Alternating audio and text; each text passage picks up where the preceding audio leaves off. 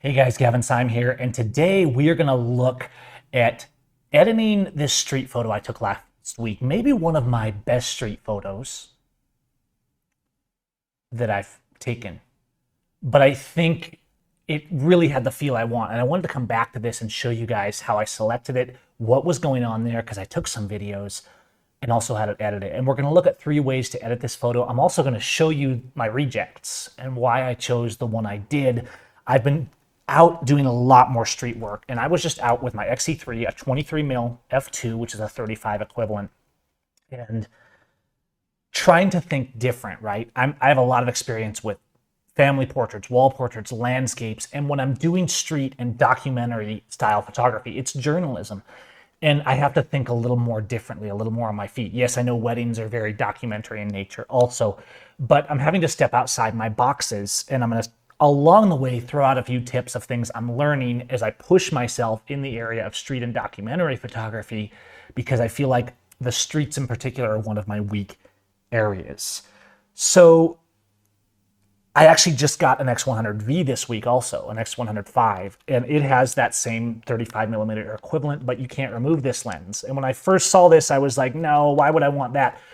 But I challenged myself to put a 35 equivalent and leave it on for weeks, and it's all I've been shooting with on the street with this. And this camera's not water sealed, and it's been monsoon season, and I've almost ruined it a time or two, but I've got some really good images. And so I spoiled myself a little bit with this because I want to keep pushing myself on those streets and not thinking so much about changing lenses and all that, but really in looking for the light and looking for the emotion and looking for the moment. But let's get into the photos here, and I'm going to show you guys what I have. You can see that these are color. Now, when I'm shooting lately, I'm actually going out and I'm setting it to black and white. I'm shooting raw, so I have all the information. Because if you have a color when you go to edit black and white, you have more to work with. And I'm going to show you that. It doesn't matter if you're manually editing or using silver presets or black room. We're going to look at all that today. But if you look here, here's my photos, and here's our color images. And this square, I was in this square, and honestly,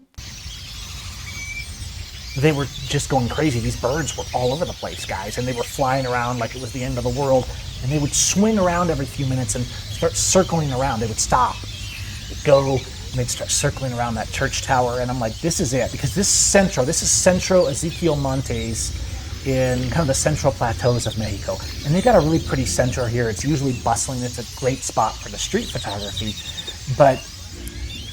And it's usually really pretty, and there's people selling things and doing things, but these birds, that was it right there. That was where it was at with this, and I was just like, wow. So I went in, and I just started shooting. One tip I'm gonna throw out there that I've been doing more with streets. If I'm doing landscapes or artwork, I'm very methodical, and I'm shooting slow and 1 frame at a time. And I've done that for a lot of years, to the point where I think it's almost a rut. And I've realized if I go out and I set it to a higher frame rate, 3 frames, 5 frames, 8 frames, it doesn't have to be crazy fast, but enough so that I'm shooting boom, boom, boom, boom. I'm not pressing the shutter every time. So if you have a low shutter speed when you do this, if you have a low shutter speed, every time you press, there's a higher probability, in my opinion, of movement. And so if you're pressing and holding, you get more of this fluid motion. And I'm realizing I get shots that I would otherwise have lost because I'll have like 5 frames of the same scene. And the way movement works, one of those frames, even if I'm a slow shutter speed, tends to be sharp. And I'm going to show you that. But the first thing I'm going to do is go to here, and I'm just going to run a quick preset from Silver 4. And what I've been doing, I'm shooting in black and white on the camera, and then they come in color. Now, I believe, depending on the camera, they will actually convert to the Fuji profile, and in Capture One, it does better at converting to the Fuji profile. But the Fuji profile is not really that important. I'm shooting in Acros, so I can see that black and white preview, and so I've just applied something like Simple Silver from Silver 4, which is a very similar process to something like Acros. Throws in a little bit of contrast, a little bit of dynamic range, but it's not an over-the-top process. Okay, so let's flip over to the screen, and you can see I have all these, and the first thing I'm going to do is I was shooting in black and white, and depending on what you're editing and where you're editing, if you're in Capture One, it may read the profile of your camera, but in this case, it's not. It's just showing me a color image, and so I'm going to do and go down to Silver 4 and just put on the Simple Silver preset, because it's a very similar gentle black and white controls the balance, the dynamic range, things like that, similar to what I'm getting out of Acros on my Fuji. Okay, so now I'm black and white, and you can see if I start flipping through here, I have a lot of kind of interesting images, but it's all about the line and the light. And we had this really nice evening light, backlight in the sky, and this church was where it's at. This clock tower is bright, these birds are moving, and I was so glad I did a rapid frame rate because they were moving fast. And some of these are a little soft. I'm gonna go through and show you why I chose the one I did though. And that's because not only are some blurry, but the movement. This is my favorite, number 11. And it's my favorite because not only is it really sharp up here in the clock tower and throughout, detail all the way down into the lady in the wheelchair, the people walking across the square, but the birds are moving and they kind of lead us all throughout the frame. So your eye is drawn to that clock tower, but then it's going to follow and kind of fly with these birds, and they almost go into infinity. In fact, I'm not going to crop this for the edit, but in the end I can crop this a little bit, and I can crop it right there, and that line of birds is just so mysterious and it kind of leads me out of the frame. Now there's some other good ones here. 13 is actually really good. It's really full of birds. It's really sharp. But all of these were shot in about 15 seconds, right? And I was just sequentially shooting to try and get these birds while they were around the clock tower because they weren't flying around it consistently. They were moving. They were very like agitated, and it was pretty wild. But ultimately, you can see out of all these images, and lots of them are interesting, but one thing that I've learned over the years, and this is my final, right? And I'm going to show you how I got to this as we look at the 3 different ways to edit this. Let's go back though to the raw file. So here's my raw. I've done the simple silver. Now I could do this in color. Let's examine 3 ways quickly to edit this. I could do color, for example. I could go to Belladonna and I could use, let's reset it. It's a little flat, but it's got good lighting. It's got good highlights up here. The histogram is looking good. So we've got a lot going for this image, and it's sharp, even though it was only 1/125th of a second. And that comes back to having some extra frames so I could pick out the sharpest. I think this came out really good. And as soon as I saw this, I'm like, yes, this is my photo of the week, because I'd had kind of a cruddy weekend of shooting. I hadn't got anything really exciting, and I was super excited about this one. So then I come in, and I could say, well, let's do some different color images, right? The backlight enhancer, something like that to make it intense. Atmosphere, maybe go to natural HDR3 and get some dynamic range effects, like something like this, or who knows? I mean, there's all kinds of mixes I could do. If I wanted more of a bold color, I could use classic tone map from natural HDR3. But my visualization here was a black and white, so we could edit this in color. I always reserve the right to change my visualization. Don't get too stuck with your own rules that you limit your image making process. And I think that's important, and that's one of the things I'm trying to do with Street. The second way we can edit this is just go to silver, and we can edit directly on the raw. If I had a group of images, I could do this. I could do something, let's go down, like the HDR silver. This looks really good, HDR silver 2. I could go down to the Filmic silvers and get some really deep blacks. And there's a lot that I could do. I could do light fade and then push my exposure a little bit. So I could get 80% of the way with just the silver presets. In fact, let's take this raw edit and go down. I'm going to select my final that I uploaded to my page and to my Instagram and just compare those two. So the left is the raw and the right is my final. But you can see a lot happened between my Photoshop, my Lightroom RAW and my Photoshop. And this is why I created Blackroom, and this is why I'll go into Photoshop for images like this one that I'm gonna go to print on. And I'm gonna stick with the class simple silver because it's just a good simple process, okay? And then I'm gonna use this restore color as I showed in a video a couple weeks ago for Blackroom users. You've edited in silver, you've got some tones and dynamic range. You can see that the preset has done different things over here and it's looking good, but there's more we can do when we're editing the black and white if we have the color. So all I have to do is click the restore color for Blackroom. It's gonna leave my tone settings alone, but restore my color information. And then I can just open that up. So I could do that if I was editing in Lightroom or in Capture One with silver. Now I'm right here in Photoshop. And what I'm going to do first is I'm going to take our actions and we're just going to go right into Blackroom. I'm going to run the Blackroom master tool. Okay, so here we have a black and white. It's looking pretty good. Remember, we brought our tone information that we had done in Lightroom, brought it to Photoshop. Now we've got our black and white with all its respective layers, and we can do whatever we want. We can also look at the tones, because that's the Lumist tone map is built into Blackroom, as I showed in last week's video on the channel. In Blackroom, we don't have all the zone selection tools, but in the latest updates, Blackroom works synergistically with Lumist. So as soon as you run Blackroom and have your conversion, you can actually now go into Lumist and just use it. You don't even have to run the Lumist live map start tool or anything like that, because it's already in there as part of Blackroom. So the first thing I want to do is let's look at these tones. My clock tower is about 8 and 9. Okay, I got about 8 and 9, a little bit of zone 7, but I'm going to select zone 8 and 9 from Lumist. So I have both of these loaded in my actions, and I'm just going to select 8 and 9 right down here in my Lumist controls. And essentially, we're just doing luminosity masking. It's just with Lumist, I feel like there's so much more that we can do. It's so much simpler, and there's a lot of control, and it's very zone-based, which not only is easy to edit, but it helps you understand your light better, in my experience. If we think in terms of zones in the edit, we start thinking in terms of zones when we're shooting. I'm just going to feather this, so that'll feather my selection, and you can see Lumist is showing me what I have selected with this kind of close-up green and red dots. Okay, so now I'm just going to go down and run a lighten curve from Lumist, and what it's going to do is automatically apply what I just did. This isn't a huge change. Let's zoom in here. And I can go, you can see here's my auto masked curve right here, and I can double click it, and I can go up here and I can edit it and make it more intense if I want. In fact, I can show the map, okay, and edit in real time, and the map will change and show me where I'm placing those zones. So I'm going to push it up into zone 10, but not to where it's white. See how it starts turning white? That means we're truly clipping the top 20% of zone 10. I just want to be pushing a little bit into the reds, okay? So you can see we're lightening up the side of the clock tower, and we're lightening up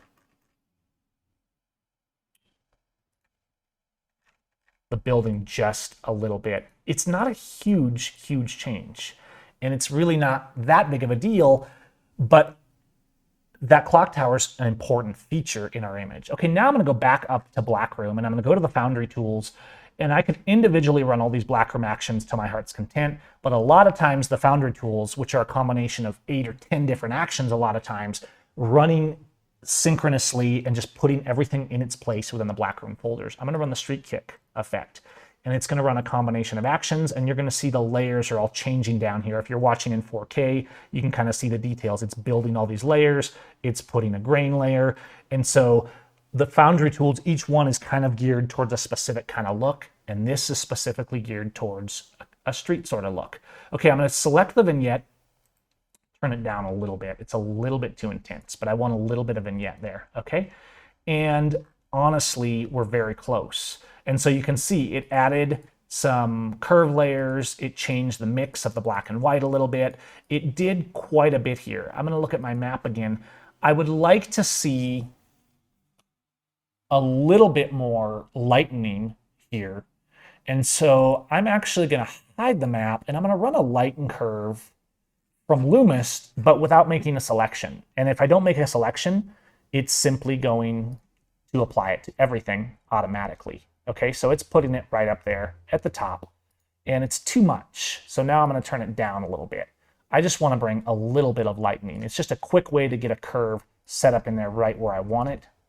And I want to bring out the whites and the contrast just a little bit, but not too much. Okay, and right now we're looking pretty good. I'm going to look at the map, and I want to see something here. If I go and show my tones, I want to bring a little bit more into these birds. I want to look at my Blackroom layers that I added here. And if I go to my all effects, the street shot curve is flattening a little bit. You can see how it's lightening my shadows up a little bit. It's lifting. So I'm going to turn the street shot curve down, not entirely, but a little bit. Okay, and let's go ahead and hide my map so I can see in real world what we're looking like. Now we're bringing more contrast back into that. And I don't want to lift the blacks too much because I really want those deep blacks down there at the bottom. And I'm actually going to select what zone are our birds in. Our birds are red and dark orange. So our birds are in zone 1, 0, 1, and 2. I'm just going to take just zone 1, and I'm going to select only zone 1. I'm going to feather it. And again, I'm switching back and forth between Loomis tools and Blackroom tools and just using them both. So you can see I've made this selection that also selects a lot of our lower shadows, and I'm going to do a darken curve. And this is going to darken our birds and contrast them more with the sky, as you can see right here. And it darkens some of our other areas. It brings our blacks out a lot. What I can do is just select my mask. Now I'm going to take the brush tool, adjust the size a little bit, and I'm just going to paint black. Remember, white reveals, black conceals on a mask. And I'm going to bring in some details here and there so I don't lose too much in those shadows.